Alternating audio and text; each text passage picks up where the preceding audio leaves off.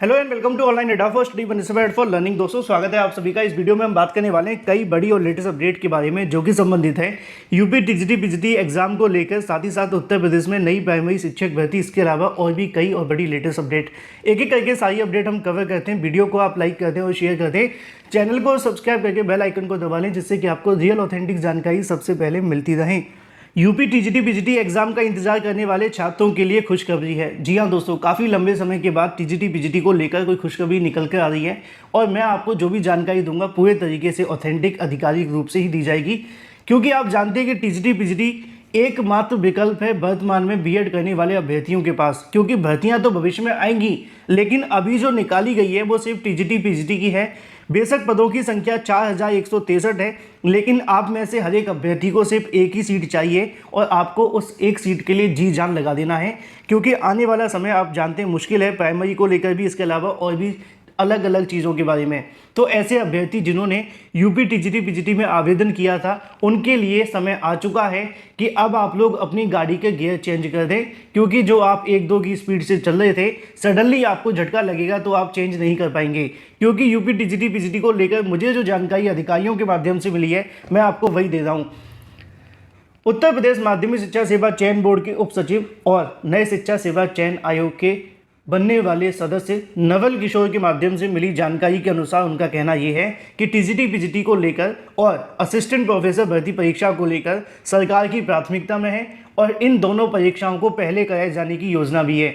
जैसे ही नई शिक्षा सेवा चयन आयोग का गठन होता है, सबसे पहले 2 परीक्षाएं आपको देखने के लिए मिलेंगी, जिसमें आपकी पहली टीजीटी पीजीटी होगी और दूसरी असिस्टेंट प्रोफेसर होगी।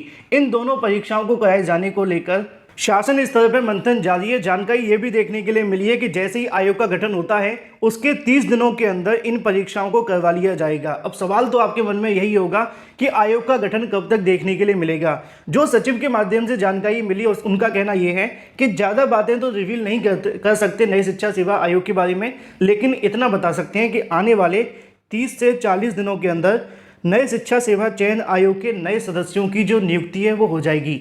यानी कि उनके आवेदन लेना, आवेदन से लेकर उनका जो नियुक्ति का प्रोसेस करना और उनको कार्यभार ग्रहण कराना, ये सब कुछ जो होगा वो आने वाले 30 या 35 दिन या 40 दिनों के अंदर बड़ी आसानी से हो जाएगा। अभी आपका सितंबर शुरू हुआ है, मान करके चलिए कि 15 अक्टूबर तक नए शिक्षा सेवा चयन आयोग के अंदर सदस्यों की नियुक्ति हो सकती है। अगर एक या आधा हफ्ता आगे बढ़ जाता है तो भी ज़्यादा समय नहीं लगेगा। फिर आता है नए सदस्यों के बाद भर्तियों को लेकर काम करना, यानी कि अक्टूबर के लास्ट में अगर नए शिक्षा सेवा चयन आयोग का गठन हो जाता है तो बड़ी मुश्किल से 30 या 35 दिनों के अंदर अंदर परीक्षाओं को लेकर सारी तैयारियां कर ली जाएंगी। क्योंकि टीजीटी पीजीटी में ज़्यादा कुछ है नहीं है, सभी सदस्य पहले से जानते हैं परीक्षा कैसे करवानी है, किस तरीके से परीक्षा का आयोजन करना है, खास तौर पे टीजीटी पीजीटी को लेकर, क्योंकि जो चयन बोर्ड के अंदर अधिकारी थे वो भी वहां जाएंगे और जो अलग अलग आयोग के अधिकारी थे वो भी नई शिक्षा सेवा आयोग में जाएंगे। तो ऐसे में उनका कहना यह है कि जिनके आवेदन पहले हो चुके हैं उन परीक्षाओं में ज़्यादा समय नहीं लगेगा और संभावित तौर पर मान के चलिए नवंबर लास्ट में या दिसंबर की स्टार्टिंग में इस परीक्षा को कराए जाने की योजना है। अगर कोई कारण या फिर कोई ऐसी बात नहीं आती जिसके चलते नए शिक्षा सेवा आयोग में देरी होती है, तो सब कुछ ठीक रहा तो नवंबर के लास्ट में या फिर थोड़ा सा आगे बढ़ा तो दिसंबर की स्टार्टिंग में टीजीटी पीजीटी परीक्षा कराए जाने को लेकर योजना है। नए शिक्षा सेवा चयन आयोग का जो गठन होगा अक्टूबर के दूसरे या तीसरे सप्ताह के अंदर कंप्लीट कर दिया जाएगा और उसके बाद वो भर्तियों को लेकर काम शुरू कर देंगे। और ये उन सभी छात्रों के लिए खुशखबरी है जो टीजीटी पीजीटी एग्जाम का इंतजार कर रहे हैं। आप लोग अपनी तैयारी इसी के अनुसार करते रहें। बहुत सारी अफवाहें बीच में उड़ेंगी कि अगले साल होगी, 2 साल बाद होगी, 25 में होगी, 26 में होगी, 27 में होगी। ऐसा ही कई भर्तियों में देखने के लिए मिलता है और रातों रात जब भर्ती पूरी हो जाती है तो छात्रों को झटका भी लगता है। तो आप लोग इन तमाम तरीके की अफवाहों से दूर रहना, अपनी तैयारी करते रहना। नवंबर के लास्ट या दिसंबर की स्टार्टिंग में आपको खुशखबरी मिल जाएगी। चलिए बात कर लेते हैं अपनी अगली अपडेट के बारे में, जो कि संबंधित है यूपी के अंदर नई प्राइमरी शिक्षक भर्ती को लेकर। जब से बीएड को सुप्रीम कोर्ट ऑफ इंडिया ने बाहर किया है उसके बाद से उत्तर प्रदेश के अंदर भी नई शिक्षक भर्ती को लेकर डीएलएड करने वाले अभ्यर्थियों के माध्यम से दबाव बनाना शुरू कर दिया गया है। इसी के संबंध में डीएलएड बीटीसी अभ्यर्थियों के माध्यम से शिक्षा मंत्री से 97,000 नई प्राइमरी शिक्षक भर्ती इसी आयोग से जारी करने को लेकर मांग करनी शुरू कर दी गई है। छात्रों के माध्यम से ऐलान भी कर दिया गया है बीएड बाहर होने के बाद अब बीटीसी ज़्यादा संख्या में लखनऊ के अंदर बड़े धरना प्रदर्शन करने की तैयारियां कर रहे हैं।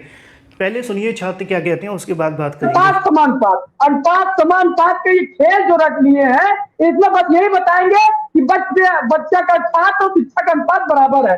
अरे हम ये कहना चाह रहे हैं कि अगर छात्र और शिक्षा का अनुपात बराबर है तो ये जो यूनेस्को की रिपोर्ट के अनुसार 2,39,000 पद रिक्त दिया गया है, जो ये शिक्षा मंत्रालय ने 1,26,028 पद रिक्त का डाटा दिया है, ये कहां से जारी हुआ? या तो सुबेदार सिंह जो सुप्रीम कोर्ट में सरकार ने खुद हलफनामा लगाया और बताया 51,112 पद रिक्त है। तो जब ये पद रिक्त नहीं है तो ये सब चीजें डाटा निकल के कहां से आ रहा है?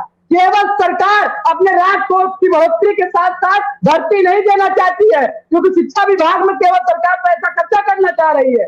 इनको चाहिए कि कुल कम से कम छात्रों नौनिहालों के भविष्य के साथ खिलवाड़ नहीं करना चाहिए। वहां पढ़ने वाला गरीब नौजवान का जो घर परिवार के ही बच्चे होते हैं जो उस विद्यालय में पढ़ने जाते हैं, आप देखिए जाकर के। मैं तो कह रहा हूं कि अशोक जी आप जाके देखिए, प्राइमरी के हालात बहुत खराब है। ये जो कायाकल्प का ढिंडोरा पीट रहे हैं, छत टपक रही है, बारिश हो जाए तालाब बन जाता है, लेकिन तब भी वहां का सहायक अध्यापक बेचारा पढ़ाने जाता है छात्रों के भविष्य के साथ।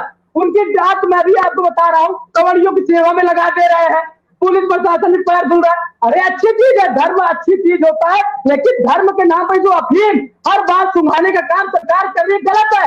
एक शिक्षक ही देश का निर्माण करता होता है।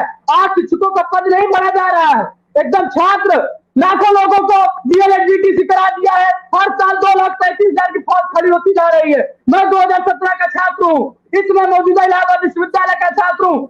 आज 5 साल से लड़ाई लड़ रहा हूँ, विधानसभा हो या मुख्यमंत्री आवास हो, शिक्षा मंत्री आवास हो, लगातार लड़ता हूँ, लेकिन क्या मिला? नौकरी नहीं मिली। FIR फर्जी हमारे ऊपर लगा दिया गया। 3 दिन के लिए रिमांड में पुलिस प्रशासन हमको ले लेती है। आज ये दिन है, आज भी शिक्षक तो जैसा कि आप सभी ने यहाँ से सुना कि उत्तर प्रदेश में नई प्राइमरी शिक्षक भर्ती के विज्ञापन को लेकर अब BTC डीएलएड करने वाले अभ्यर्थियों के माध्यम से अपनी रणनीति बनानी तैयार कर ली गई है, क्योंकि छात्र जानते हैं कि अब अगर नई शिक्षक भर्ती आ जाती है तो उनको ज़्यादा फायदा होगा, खासतौर पर DLED और BTC वाले अभ्यर्थियों को लेकर। तो वहीं अगर बात की जाए BEd को लेकर तो संशय अभी बना हुआ है कि BEd को किस तरीके से शामिल किया जाएगा, करेंगे कि नहीं करेंगे, या फिर सरकार इस मुद्दे पर इसी तरीके से मौन बैठी रहेगी जब तक चुनाव है। क्योंकि BEd वर्सेस BTC पे अभ्यर्थी हर संभव प्रयास करें, चाहे वो ट्विटर का हो, धरना प्रदर्शन का हो, या इसके अलावा और भी कोई संभव चीज़ें हैं। फिलहाल BEd को लेकर ना तो NCT कुछ बोल रही है और ना ही केंद्र सरकार, दोनों पूरे तरीके से मौन है। तो वहीं BTC अभ्यर्थी नई प्राइमरी शिक्षक भर्ती का विज्ञापन जारी करने के लिए सरकार और शिक्षा मंत्री के ऊपर दबाव बना रहे हैं। बात कर लेते हैं एडेड जूनियर शिक्षक भर्ती को लेकर। कई दिनों से अभ्यर्थी पूछ रहे थे कि सर 1 महीने से ज़्यादा का समय हो चुका है एडेड जूनियर को लेकर, ना कोई जानकारी निकली और ना ही कोई अपडेट। तो उसकी वजह है कि एडेड जूनियर के ऊपर संकट के बादल इसलिए हैं, जो प्रबंधक हैं वो नहीं चाहते हैं कि एडेड जूनियर की कोई भी शिक्षक भर्ती सरकार के माध्यम से करवाई जाए, क्योंकि अगर एक बार हो गई तो उनके लिए बड़ा नुकसान हो जाएगा। इसी वजह से बार बार वो इस मामले को कोर्ट में ले जाते हैं और भर्ती को फंसा देते हैं। अभी हाल ही में कोर्ट के माध्यम से तो फैसला देने से भी इनकार कर दिया गया। अगर बात की जाए इसको लेकर कि अधिकारी क्या कहते हैं, तो अधिकारी इस मुद्दे पर कुछ भी नहीं बोलते एडेड जूनियर को लेकर। पिछले कई दिनों से मैंने इसके बारे में पूछा, उन्होंने बताया कि एडेड जूनियर को लेकर हम कुछ भी नहीं कर रहे हैं और ना ही शासन के माध्यम से कोई दिशा निर्देश है। मामला कोर्ट में है और जब तक कोर्ट में तब तक ये भर्ती पूरी होगी नहीं। अब कोर्ट अगर इस भर्ती को रद्द कर दे या फिर भर्ती को शुरू करने का आदेश दे दे तभी कुछ होगा, अदरवाइज ये एडेड जूनियर ऐसे ही लटकी रहेगी अधिकारियों की माने तो। यही सत्य है, यही रियल। फिलहाल इस वीडियो के माध्यम से इतना ही। Thank you for watching this video.